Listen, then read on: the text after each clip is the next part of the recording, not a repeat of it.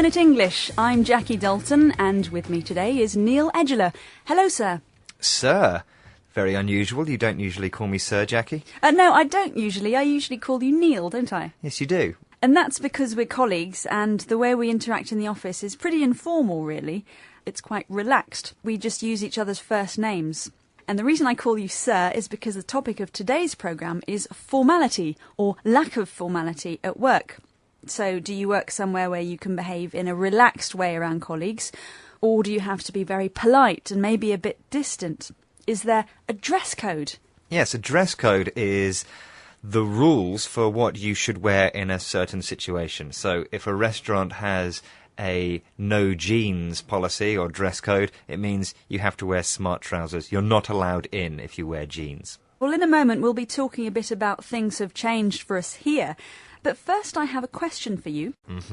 A survey was carried out in Britain into dress codes at work, and I'd like you to guess what percentage of people said they'd prefer to be given a precise dress code. In other words, would prefer to be told what kind of clothes they should wear. Was it 5%, 23%, or 85%? Well, I don't think people like being told what to wear, so I'm going to say 5%. OK, well, we'll find out at the end of the programme whether your answer was correct. Would you say the BBC World Service is a fairly formal place to work? It's quite a serious place, but it's certainly not formal. People wear pretty much what they want to wear. And most people are on first-name terms, aren't they?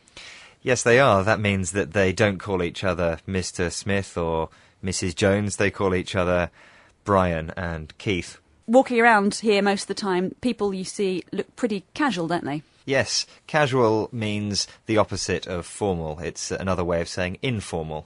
Well, it wasn't always so. Carrie has been around at the BBC for nearly 30 years, and things used to be quite different when she joined. How would she have to address her boss? Well, when I started in the BBC, my boss was very formal. He wore a suit and tie every day to work, and you had to call him Mr, so he was Mr Bowman. I wouldn't have dreamt of calling him Eric, which was his first name. On the other hand, he didn't actually call us by Miss or Mrs. We were called by our first name because we were his underlings, we were his staff. But the boss was always called Mr or Mrs. But on actually, most occasions, it would have been a Mr. Did you get that? She had to call her boss Mr, so they certainly weren't on first-name terms. Well, Carrie also had to face even stricter rules after that. What did she have to do? A couple of years after I started at the BBC, I moved to a different department, and there was a lady in that department who ran an office with about 6 or 7 staff in it, and the staff had to ask permission if they wanted to go to the toilet. They weren't allowed to just leave the office.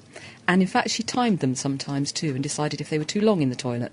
Carrie had to ask permission to go to the toilet. Yeah, to ask permission means to ask if you can do something, if it's allowed. Yes, and in our office we don't have that kind of regime anymore, do we? We don't have to ask permission if we want to leave the room for a while. No, we can do pretty much what we want to do as long as we finish our work.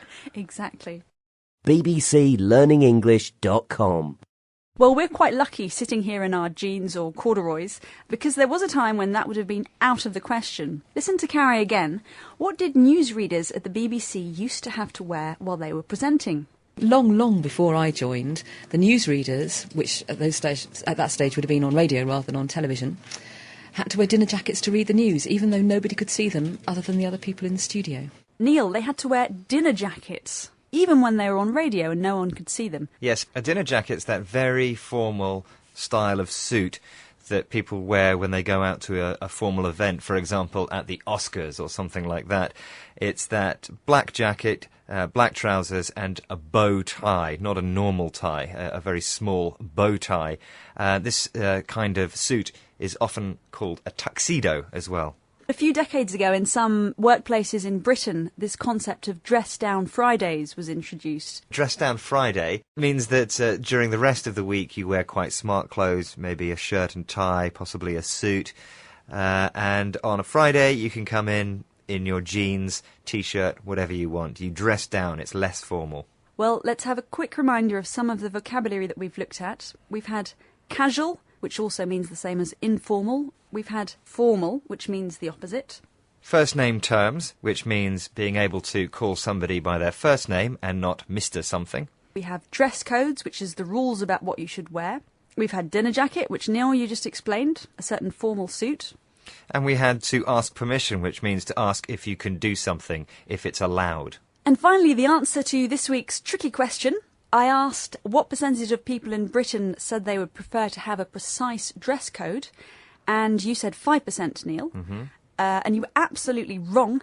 It's 85%, believe it or not, which I find shocking. That's really disappointing. People have got no imagination. Exactly. So I can take it from that, Neil, that you prefer to work in a fairly informal environment. Exactly. I mean, what I'm wearing at the moment is what I wore in bed. Well, that's all for this week, but do join us again soon for more 6 Minute English. Goodbye. Bye. bbclearningenglish.com